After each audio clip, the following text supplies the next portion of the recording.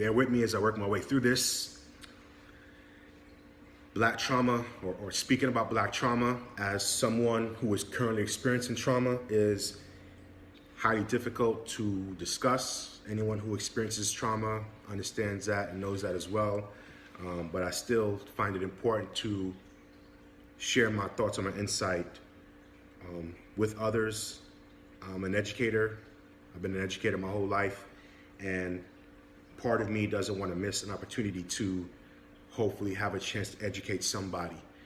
Someone might be listening to this conversation and might find it insightful, might find it helpful, meaningful, or for someone else it might be consolation in knowing that they're not alone in the prison of their own mind. And I know that that can be a very lonely and hurtful place to be. And for a small few, you might have checked out by now because black trauma is something that is as easy to overlook as stories on Instagram. And at some point in time, I hope that something that I say or someone else says or does can help change your perspective or your mindset on that. But for those who are listening and those that are tuned in, thank you. Hopefully something that I say resonates with you. All the opinions I share are my own. I don't want to speak for anybody but myself. Just as someone who was watching things unfold around him just like everybody else, I'm not just going to talk about what caused the reactions, but the responses to what has been happening as well. You know, I'm a big movie lover, and I identify with the bad guys sometimes. One of my favorite bad guys is Bane. And there have been some things that are happening right now that I really would describe as theatrical. And people are really trying to pull the wool over our eyes and have us think that they're fooling us. But there's a lot of us out there that are a lot smarter than you give us credit for.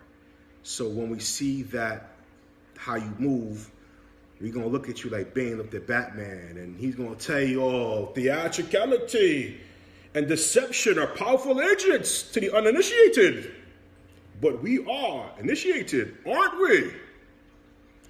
Yeah, we read, we watch the news, we pay attention, we learn, we know what's going on. So you can't tell us that this is new, or you didn't know about what was going on, or you're going to appease us by telling us that this is progress when it's really not. There's been a lot of information out there that we know is not really brand new. You're going to pretend it's new. You're going to repackage it as something you're delivering to us and saying you're helping us, and you're really not. You're just repackaging something that's already been given to us. And sometimes people mean well, and I don't want to knock anybody who's trying to meet us halfway or is trying to do the right thing. I'm not talking about that. What I'm saying is that there are people who are really trying to pretend like the blueprint wasn't already printed for us, and you're just giving it to us. You know, everyone is so shocked and appalled right now that there seems to be two societies in our country right now. And is racism really that bad? And wow. Or everybody's posting Chris Cuomo's outro on his show the other night. And I love Chris Cuomo. Yo, shout out to him. I think he's great at what he does. And that man uses his platform as well as anybody that I know, and he strikes me as somebody who's an ally. He was talking about a tale of two cities, and he was talking about two sides of things, and it seems so insightful. But for those who are aware, this book called The Other America was printed in 1962 by a man named Michael Harrington, an Irish Catholic who was very outspoken about the black community and what was going on in the country at his time, and talked about how there are two Americas in this country. His book was impactful enough that 2 U.S. presidents used that as a guideline to fight the war on poverty in the country. JFK and Lyndon B. Johnson, I believe. But at that time, even someone like him was on the FBI index because he was considered a threat to national security. Now, why would a man like that be considered a threat to national security? Because he was speaking out against things that impacted black people. That's not new. They've been to Americas for a long, long, long, long time.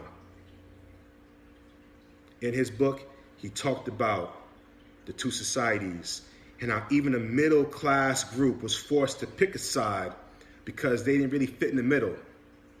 You were either on one side or the other. So you had a middle class that thought they were all right until they found out, like, nah, you just like them, you're going over there. It's the haves and the have-nots. There's no middle ground there. And for too long, black people have been the have-nots.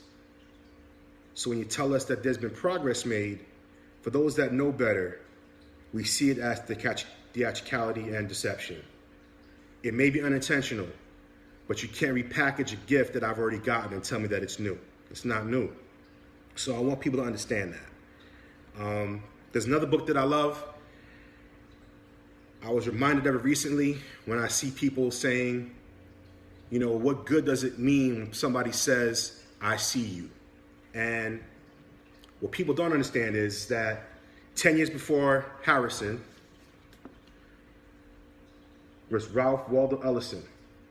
He wrote the book called Invisible Man, 1952. And he talked about a black man, educated in America, college degree, was trying to find his way in society to become successful and couldn't do it because his white supposed peers did not see him as such. He was less than. He was not human. He was invisible. So when someone says, I see you, that means that they're recognizing that you are equal and you matter to them. I'm not saying that someone that says, I see you, can leave it at that. There should be more that comes from that. Sure. Follow up. Do something. Be more outspoken. Tell me you love me. Totally fine. I appreciate it. But challenge your friends in your settings when I'm not there and speak for me when I'm not at the table. That's how you're going to prove to me that you really, really do see me. But I'm not going to invalidate you because you see me. Because again, for too long, we weren't seen. We weren't seen for who we were, what we bring to the table. So for those who are black people, I see you. But we always see each other. But when others see you, accept that. But if you want to, take it that one step further and say, you know what? I'm glad you see me. But do your friends see me? Do your peers see me? How can you help your peers see me too? Take it there. I know some are also upset about the silence of others. And I know that everyone wants someone to speak out, which is true to a degree. But as an educator, I feel that sometimes silence is better than saying something for the sake of saying something. Because there are some people who are still trying to find their words, who are still trying to find their way, and I would rather they do that than say something that's going to make the situation worse.